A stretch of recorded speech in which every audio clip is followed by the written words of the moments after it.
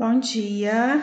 Hoje nós vamos iniciar uma nova matéria, dentro da disciplina de técnicas básicas, que será de transporte do paciente crítico. Nós temos vários tipos de transporte, mas o mais complexo é o transporte do paciente crítico. Por quê? Porque ele vai demandar mais tempo da equipe, mais estratégias de planejamento. Então, a gente vai ver um pouquinho sobre isso hoje. Então, de acordo com a portaria 2338, 2338 de 2011, ela é uma portaria que regulamentou algumas unidades de saúde. Eu vou mandar ela aí para vocês no grupo, tá? Ela regulamentou e tem alguns conceitos sobre o que são esses pacientes críticos e quais são as assistências que devem ser prestadas a eles. Então, paciente crítico ou grave é aquele que se encontra em risco iminente de perder a vida ou função de órgão ou de algum sistema do corpo humano, bem como aquele em frágil condição clínica decorrente de trauma ou outras condições relacionadas a processos que requeiram cuidado imediato clínico, cirúrgico, gineco-obstétrico ou em saúde mental. Então, um paciente crítico ou um paciente grave, ele requer ações imediatas, porque ele tem ali um risco de vida ou algum órgão, algum sistema, alguma função do seu organismo está correndo um risco. Então, a assistência qualificada é a assistência prestada por profissionais de saúde capacitados ao pleno exercício dos protocolos clínicos firmados para o funcionamento adequado do serviço especializado, Então, todos os profissionais que têm capacitação, formação, eles podem exercer a atividade de se cuidar ali e de fazer, acontecer, de seguir o protocolo de um paciente crítico ou de um paciente grave. Então, a gente tem que pensar em segurança. O nosso paciente, ele é um paciente crítico, ele tem ali um risco iminente de morte, Então, a gente tem que pensar em transportá-lo com segurança. Então, quando a gente fala de transporte seguro, a equipe multidisciplinar responsável pelo paciente sabe quando fazê-lo e como realizá-lo. Então, a gente não pode realizar esse transporte de qualquer forma e nem em qualquer momento. A gente precisa saber quando a gente deve fazê-lo. Ou seja, deve haver indicação para o deslocamento e principalmente planejamento para fazê-lo. Então, não é uma ação que eu posso tomar, vamos fazer o transporte? Vamos agora. Não, a gente precisa planejar, a gente precisa de saber algumas ações que devem ser tomadas para que esse transporte ele seja seguro, e a gente vai ver quais são essas ações. Se assegura a integridade do paciente, evitando o agravamento do seu quadro clínico. Tem que haver treinamento adequado da equipe envolvida, desenvolvendo habilidade no procedimento, e há uma rotina operacional para realizá-lo.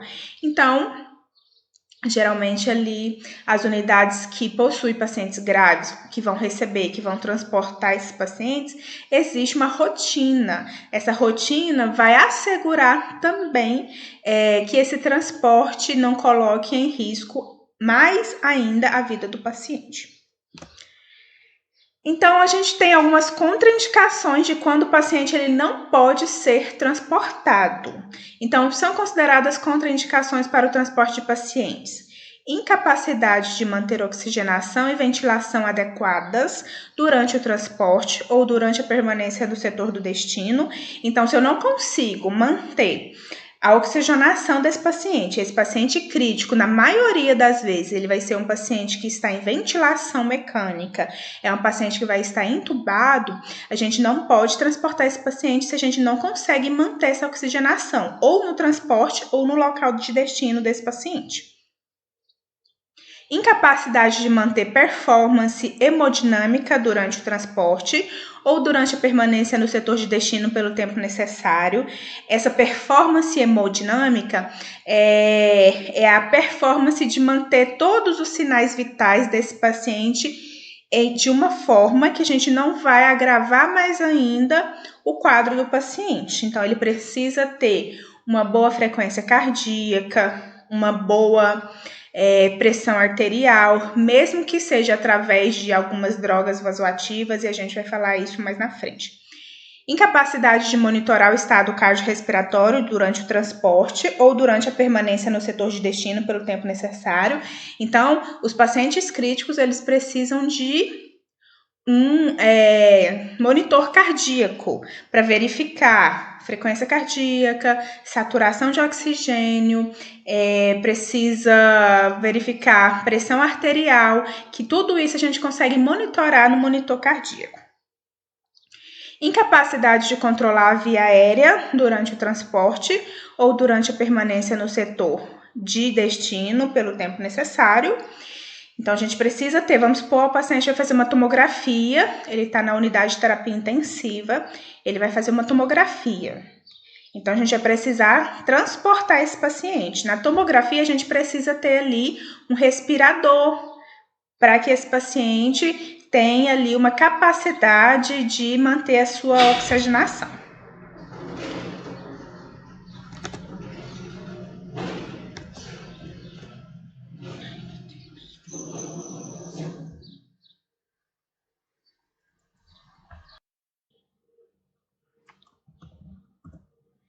Continuando então nas contraindicações para o transporte dos pacientes, o número insuficiente de profissionais treinados para manter as condições acima descritas, né? Todos os sinais vitais, a performance hemodinâmica, a oxigenação do paciente. Se a gente não tiver um número de profissionais suficiente, é uma contraindicação para transportar esse paciente. Então, durante o transporte ou durante a permanência no setor de destino, a gente vai precisar, no mínimo, de um médico, um enfermeiro, um fisioterapeuta. E tem os outros profissionais também que a gente pode acrescentar aí na equipe que vai transportar esse paciente. A logística e o ambiente do transporte deve ser segura também, né? Então, a gente vai precisar de equipamentos e material. A gente não pode transportar esse paciente sem os equipamentos adequados, sem os materiais adequados, espaço disponível, pessoal, que é em número e qualificação, que é muito importante. Se houver alguma instabilidade no balanço ou alguma desaceleração de todo o sistema do paciente, a gente precisa considerar e não realizar esse transporte. Precisamos considerar também o ruído, né? Uma falha ali na comunicação entre a equipe ou entre o local que vai receber esse paciente crítico pode atrapalhar no transporte seguro. O trajeto do transporte, então a gente tem que considerar também toda a área, né? O local que esse paciente vai passar, que a equipe vai passar com esse paciente. Tá livre, tem algum equipamento ali que está atrapalhando a passagem, então a gente precisa observar isso e também precisamos garantir uma passagem de leitos segura para que esse paciente chegue no seu destino também seguramente. Então, a tomada de decisão de transportar o paciente, a gente precisa coordenar desde antes do transporte. A gente precisa fazer um contato prévio com quem vai receber o paciente, né? Porque às vezes o local que vai receber esse paciente não está preparado ou não foi comunicado de que esse paciente vai chegar ali na unidade, ou vamos supor que seja uma unidade de terapia intensiva, um leito que vai desocupar e que vão receber um paciente crítico, mas esse leito não foi desocupado ainda porque está esperando uma enfermaria. Então, tudo isso a gente precisa considerar. Precisamos também de informações detalhadas do paciente, monitorização e equipamentos, distância, tempo e condições, né? A gente precisa saber qual que é a distância, qual que é o tempo que a gente vai levar durante esse transporte, para a gente ter ali um planejamento do que vai ser utilizado, dos medicamentos também que a gente vai precisar. Os meios de transporte que poderão ser utilizados, que pode ser a maca, pode ser o próprio leito, e um pessoal qualificado, como a gente já disse. Então, ali, ó, profissionais com o paciente, né? É muito importante que o paciente esteja com profissionais qualificados. O mínimo são de 3 profissionais, treinamento em reanimação e emergências, né? Então, os profissionais que vão transportar, eles precisam desse treinamento de reanimação, um paciente em parada cardiorrespiratória, como que eles vão proceder, conhecimento e discussão das alternativas, planejamento conjunto, né? Precisa ser planejado com toda a equipe multiprofissional que vai participar desse transporte e precisamos considerar também a proteção do profissional, né?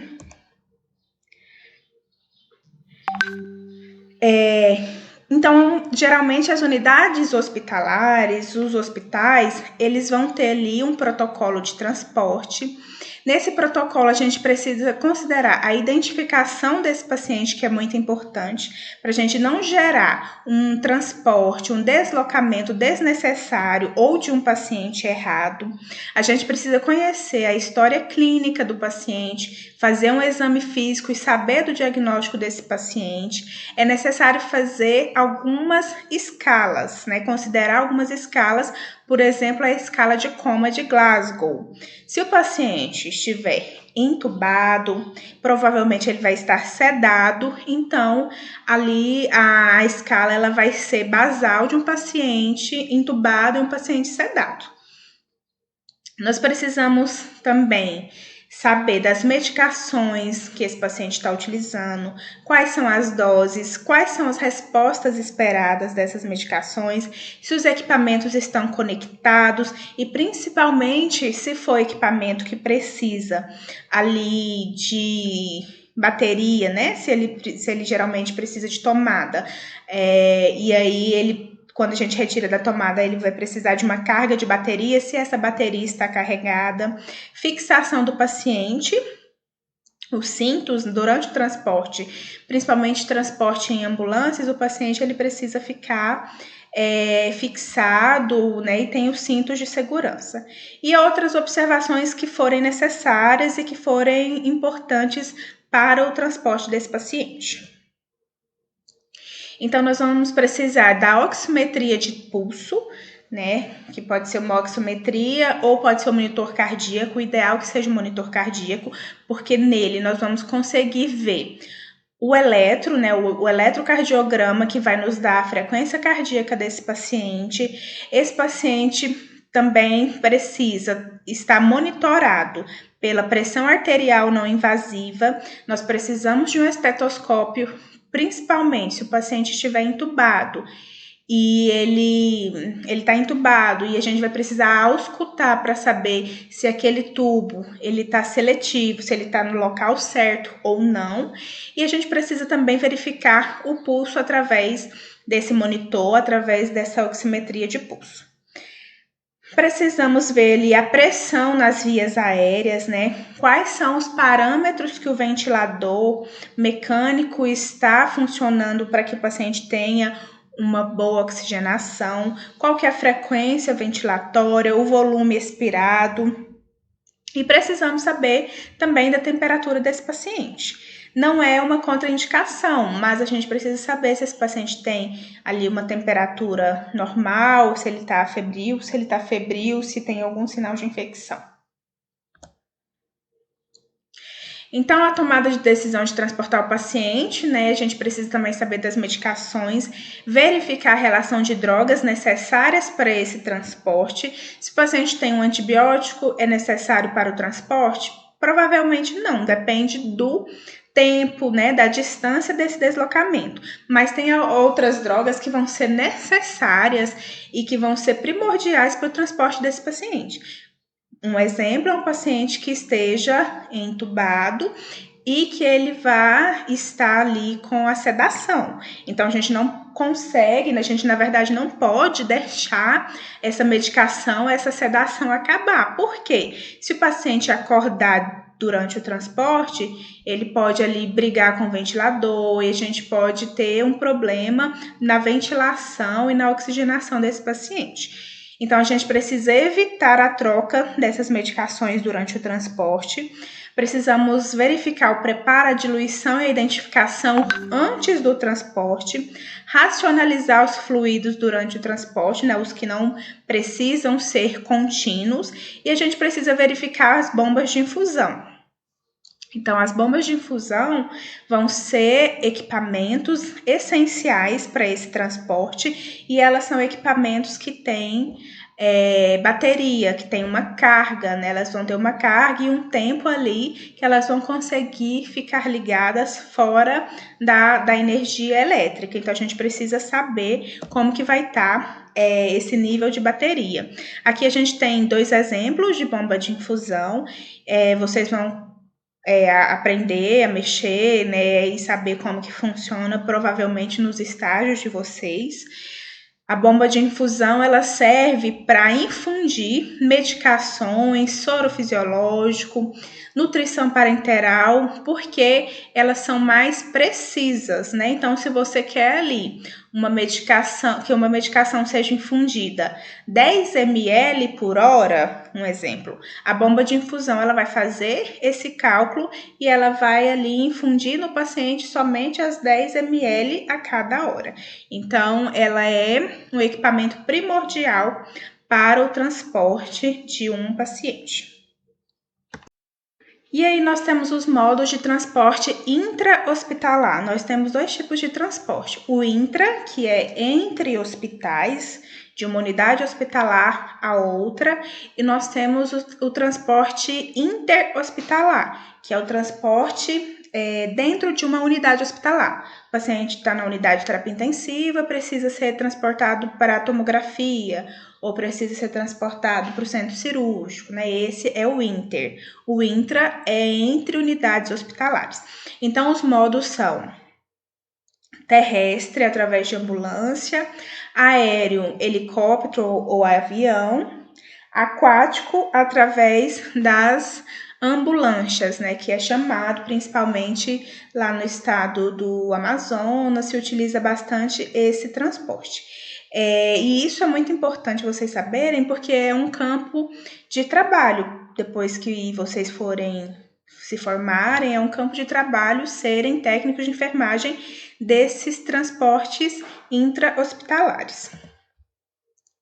Então, o transporte terrestre, as ambulâncias, ela é um transporte que é mais difundido e mais barato, mas a distância que a gente pode transportar o paciente é, no máximo, até 150 quilômetros, principalmente pacientes graves, pacientes críticos.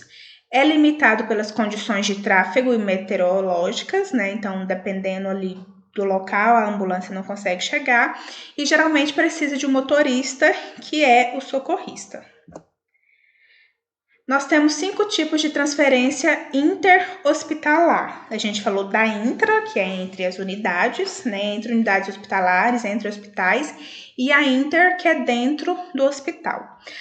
Que é a transferência sem retorno, né? Um dos tipos é a transferência sem retorno do paciente para fora da área de tratamento intensivo. Então, a gente tem ali um paciente na unidade de terapia intensiva, ou no centro de tratamento intensivo, no centro cirúrgico, ou na sala de recuperação pós-anestésica, e esse paciente não vai retornar mais para a unidade, né? Envolve a transferência dos pacientes com alta médica da sala de recuperação de alta da unidade, portanto, assuma-se a responsabilidade de que o quadro clínico está estável. Consequentemente, seu transporte será de pequeno risco. Normalmente não é necessária a presença de médico neste tipo de transporte. Porém, a maioria dos hospitais, por recomendação do Conselho Federal de Enfermagem, exige a presença de pelo menos um técnico de enfermagem durante o trajeto. Então, se o paciente ele está estável e não tem risco iminente de vida, de morte, ele pode ser transportado somente com um técnico de enfermagem quando é uma transferência de alta. O segundo tipo de transferência é a transferência em um único sentido de um paciente para uma área de cuidados intensivos, que envolve o transporte de pacientes da sala de emergência, clínica ou de trauma ou enfermaria para a UTI ou para o centro cirúrgico, né? Então, o paciente ele vai da enfermaria ou da emergência para a unidade de terapia intensiva ou para o centro cirúrgico. Deve sempre ter o acompanhamento médico e ser realizado idealmente após ressuscitação inicial e estabilização do paciente, a menos que haja risco iminente de vida. Então, se esse paciente ele está em parada cardiorrespiratória, a gente não pode transportar esse paciente correndo lá para a UTI. Vamos supor, o paciente chegou na emergência, o paciente adentrou a emergência e ele está em parada cardiorrespiratória. A equipe ali da emergência vai ter que dar os primeiros socorros, fazer os primeiros atendimentos, fazer a ressuscitação e a estabilização desse paciente primeiro para depois transportar esse paciente para a unidade de terapia intensiva. Os cuidados serão, dentro do possível, uma extensão dos cuidados iniciais, suporte ventilatório, hemodinâmico e avançado de vida. A terceira transferência, que pode ser a transferência da UTI para o centro cirúrgico com retorno à UTI. Então, esse paciente ele está internado, né? Ele está na unidade de terapia intensiva e ele precisa fazer um procedimento cirúrgico. Ele vai fazer o procedimento cirúrgico e depois vai retornar à UTI.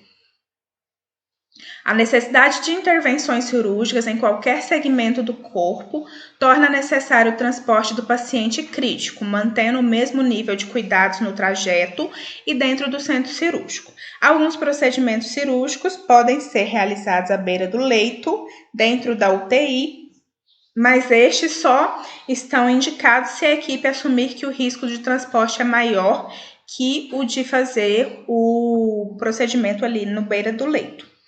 Neste tipo de transporte, há necessidade da presença do médico, porém não há nada redigido que indique qual profissional, além do médico, tá? O quarto tipo de transferência é a transferência do CTI, da unidade de terapia intensiva, para áreas que não são de terapia intensiva e retorno do paciente de volta à CTI. Envolve as transferências para as áreas onde são realizados procedimentos diagnósticos ou terapêuticos não cirúrgicos. Por exemplo, uma tomografia, uma ressonância, né? Se o paciente está na UTI e precisa fazer um desses exames, ele vai precisar ser removido. Neste caso, o paciente pode ausentar-se por períodos prolongados de tempo e principalmente permanecer em unidades onde não há pessoal treinado. Então, todo aparato de equipamentos devem ser levados junto com o paciente, o que torna este deslocamento de maior complexidade logística.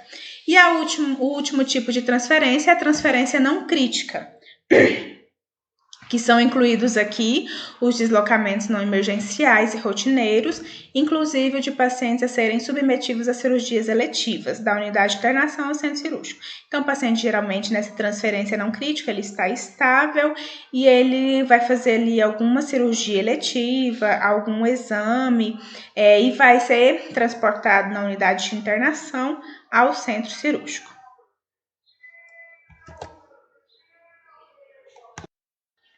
Durante o transporte do paciente, tanto intra-hospitalar ou interhospitalar, pode acontecer alguns incidentes, que são eles, a extubação, né? Então, ali durante o transporte, o paciente extubar por algum motivo, seja por falha na sedação, ou seja por transporte inadequado mesmo. A desconexão do monitor, falha no monitor, que pode acontecer, né? Uma falha imprevista. Infiltração da venóclise. A venóclise é a punção venosa, né? Então, ali perder essa punção durante o transporte e desconexão das drogas em infusão. Então, todos esses incidentes podem acontecer e nós devemos estar preparados para agir diante de qualquer incidente desse. O risco ele pode ser minimizado, né? Então, um risco de sofrer ali uma desconexão das drogas, de uma infiltração, pode ser minimizado com o planejamento cuidadoso, a qualificação do pessoal e a seleção de equipamentos adequados para fazer esse transporte. Um planejamento cuidadoso, ele deve ter uma padronização. Aqui a gente está vendo um exemplo de uma ambulância e dos equipamentos que precisa se ter nessa ambulância para a gente poder prestar o atendimento eficaz, uma assistência qualificada ao nosso paciente. Então, ali a gente tem enumerado, na verdade está identificado com as letras. Então, lá na prateleira superior tem capas para chuva, kit de pequena cirurgia, kit de parto, colar artesanal infantil, colar artesanal adulto. Depois nós temos colar cervical de todos os tamanhos. Depois o circuito infantil, kit de sonda nasogástrica, kit de sonda vesical de demora, kit respiratório. Então, nós temos aqui todos os materiais que precisa se ter ali em uma ambulância para fazer um transporte a um paciente crítico. O checklist diário é muito importante também, o checklist diário desses materiais de dentro de uma ambulância, porque às vezes você teve plantão hoje, daqui 2 dias você vai dar plantão de novo e você vai fazer um transporte sem fazer o checklist, às vezes alguém usou ali um colar cervical M e o paciente ficou com esse colar lá na unidade, ninguém lembrou de pegar e você vai precisar desse colar e não vai ter ali na hora de fazer o atendimento ao paciente. Então, a gente precisa fazer o checklist diário dessa unidade, desse serviço de atendimento móvel. E a qualificação do pessoal, que é sempre importante, né? Com o uso de protocolos que vão padronizar o que deve ser feito, novas rotinas, simulações também, né, de como a gente vai atender esses pacientes, equipamentos adequados. Esses equipamentos eles devem suportar trepidação, que é tremores, eles devem ser equipamentos robustos, eles devem ter também manutenção periódica para quando a gente não for utilizar, o equipamento está estragado ou não está funcionando, eles devem ser funcionais e devem ser uns equipamentos portáteis, né, de portabilidade. Remoção entre unidades de protocolo com checklist. Então, a gente sempre tem que ter um checklist para a gente ver o que eu preciso checar, né? É para me checar mesmo, para me saber se eu posso transportar o meu paciente. O que eu preciso checar antes da remoção? O que eu preciso no local de origem da remoção, na viatura durante o transporte e no local do destino. Então, em todas as remoções, seja ela de adulto, pediátrica, obstétrica, a gente precisa fazer checklist antes da remoção, no local, durante o transporte e no local de destino. Então, antes da revisão ou antes da remoção, eu vou revisar a viatura através de instrumento de verificação, que é o checklist, como aquele que eu mostrei anteriormente, é um exemplo, né? Certificar-se do funcionamento dos equipamentos. Então, eu preciso todos os dias fazer o teste do respirador, do desfibrilador, do oxímetro, do material de intubação para saber se está tudo ok. Anotar dados da solicitação junto à central de regulação quanto ao transporte. Então, eu vou anotar o local de origem, o destino, o setor onde o paciente se encontra, o nome do paciente, a idade, a patologia, a senha oferecida pela central de leitos, caso for necessário, e o nome do solicitante, né? E também, geralmente, aqui eu não coloquei, mas a gente precisa saber os sinais vitais desse paciente, para saber se esse paciente ele vai ter uma condição de remoção ou não. No local de origem, identificar-se ao médico solicitante, identificar-se ao paciente familiares e explicar o procedimento, né, o procedimento de remoção, o porquê que esse paciente vai ser removido, verificar os sinais vitais, por mais que antes da remoção a gente peça os sinais vitais, no momento da remoção e no local de origem, a gente precisa verificar os sinais vitais novamente. Se em uso de via parenteral, certificar-se de sua permeabilidade, mantendo vazão de drogas em infusão contínua, se for o caso. Se em uso de O2 suplementar, providenciar torpedo de oxigênio ou bala de oxigênio, né, para manutenção da terapia. Se o paciente estiver entubado, sempre deve ser realizado a aspiração das vias aéreas antes da remoção, antes do transporte, né? Certificar-se da insuflação do cuff, que é aquele balonete lá do tubo, lembra que a gente viu na aula de parada cardiorrespiratória? Fixação satisfatória e posicionamento correto do tubo orotraqueal. Transferir o paciente para a maca da viatura usando técnica em bloco, se trauma anterior, e fixá-lo à maca através de cintos. Indagar a equipe médica solicitante se há alguma recomendação para o transporte e solicitar o resumo de encaminhamento com senha, se for o caso.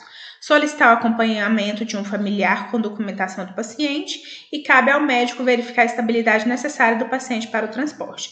Então, sempre um paciente deve ser acompanhado pelo familiar, independente se ele vai transferência para outra unidade ou se ele vai fazer um exame. Então, a gente sempre tem que transportar com o paciente, até com o familiar, até mesmo porque tem unidades que não recebem os pacientes sem família.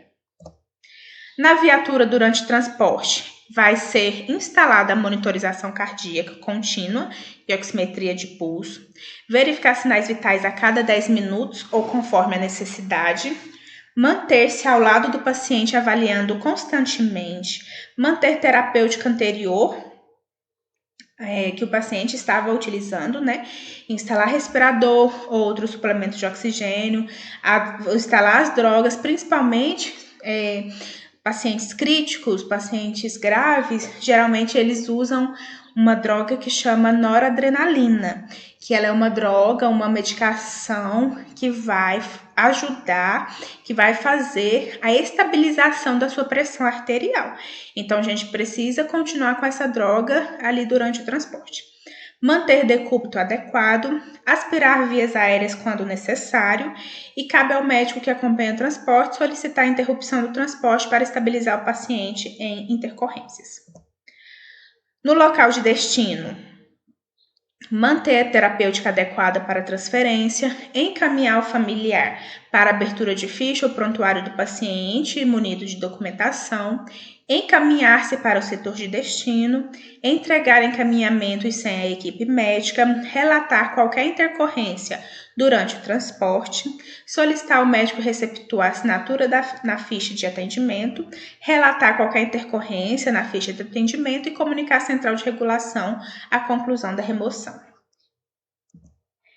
Então, aqui a gente tem uma conclusão que o transporte de pacientes críticos é uma atividade complexa em expansão no nosso meio, né? Por isso que eu falei também que é ali uma oportunidade de trabalho para vocês, porque hoje a gente não tem somente o SAMU que faça essas remoções ou o Corpo de Bombeiros. Nós temos também ambulâncias particulares, né? São empresas particulares que trabalham ali com esse transporte desses pacientes.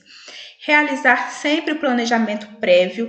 Então, para um transporte seguro, a gente sempre tem que realizar o planejamento prévio, antes da remoção, durante a remoção, se a gente tem algum obstáculo ali durante essa remoção. Ele deve ser feito de modo consciente e científico, né? Como eu falei, a gente falou lá algumas intercorrências. Então, se o paciente está instável hemodinamicamente, esse paciente ele não pode ser transportado, porque a gente pode colocar em risco a vida do paciente. Incorporar novas tecnologias e antecipar alguns erros que possam acontecer durante esse transporte. Então é isso, vou liberar o grupo para que vocês possam mandar as dúvidas, os questionamentos de vocês.